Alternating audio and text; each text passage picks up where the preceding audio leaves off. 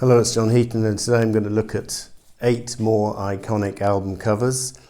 When I say iconic, it's all a bit subjective, as we know, and they're all taken from my collection, and some of them I chose for personal reasons. And a couple may not be strictly iconic, but I think they're quite special in their own way. So I'm going to start off with a Fairport Convention album from 1969. This is Unhalf Bricking. And the front cover has special meaning for me because it was taken in Arthur Road in Wimbledon. And St Mary's Church is in the background there. And this is Sandy Denny, the lead singer's parents, being pictured outside their house with the garden through the gate there, and the band is relaxing in the garden.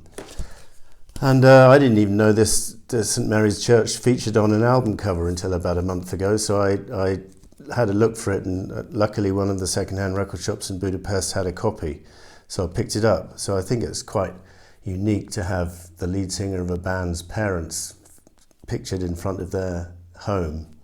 I mean, if I was in a rock band, this could have been my parents. I mean, it's literally it's very Wimbledon-y scene. But anyway, that was that. Still sticking with 1969, this is Rolling Stones' Let It Bleed. Superb cover, superb idea to have a turntable which, instead of having a pile of records on it, apart from the record it's playing, which is Let It Bleed, it's got various things like a tyre, a pizza, a clock, and a birthday cake on the top with figurines of the Stones. I would be interested to know what happened to those actual figurines featuring on the cake. This cake, believe it or not, was made by Delia Smith, who at that time was unheard of, unknown, and who later became one of the most famous chefs in the world. And on the back, you've got the same scene, but in disarray, which I think is quite clever. I mean, obviously the title Let It Bleed is a kind of pun or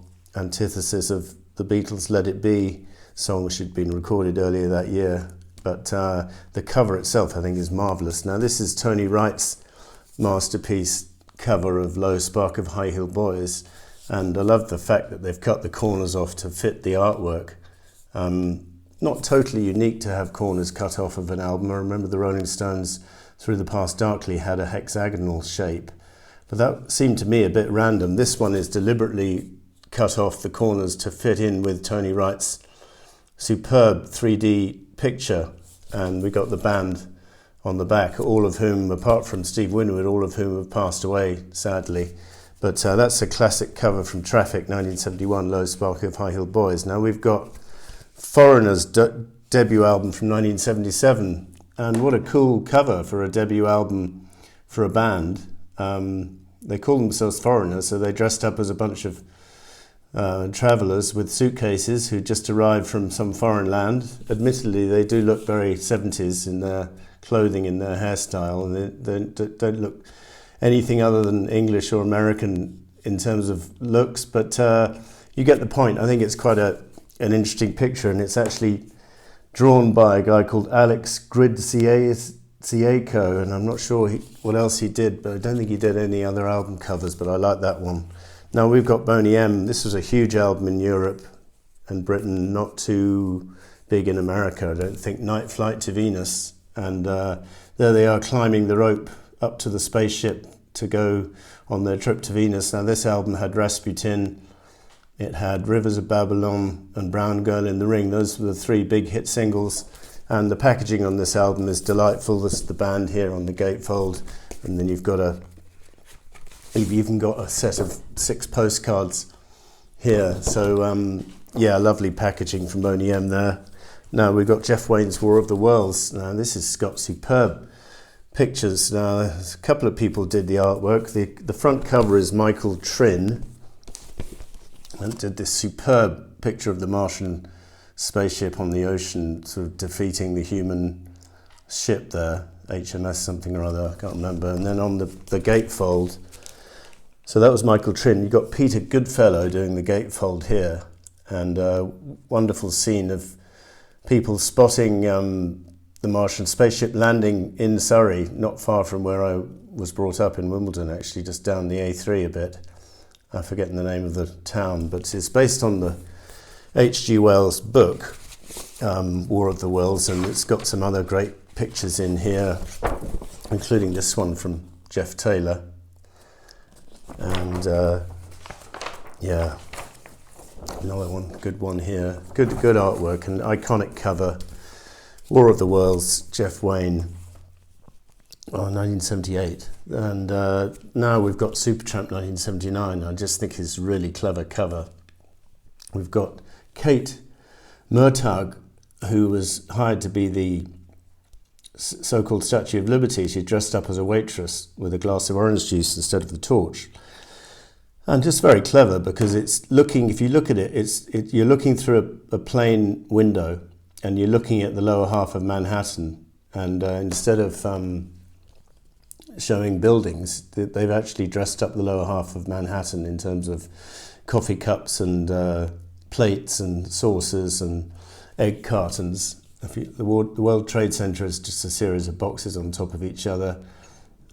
You can see some egg cartons there. You can see Battery Park is represented by the plates in the foreground where you board the Staten Island ferry, and you've got various things like the cutlery maybe denoting the bridges. Just very clever. And then on the back cover you've got the band in Bert's Madhouse, which is an eatery in Los Angeles, and they're all eating breakfast there,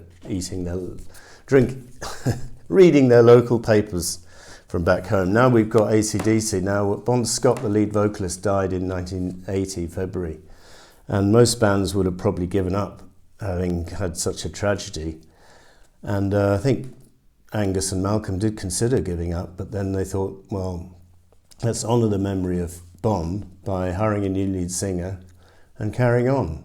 And that's exactly what they did. And no later than July 1980, this album came out. So really, I think they'd written some of the tracks with Bon before Bon died, and then Brian came in, and obviously some of the tracks were written after Bon died, such as Hell's Bells, I'm guessing, and Back in Black. I mean, what a title.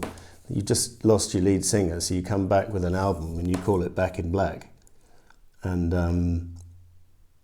so obviously they were sad, but they were back and they wanted to carry on. And the first song on side one is Hell's Bells. So a lot of humour there. And I think if you're thinking is that in good taste or not, well, Bon Scott, I think, would have thoroughly approved.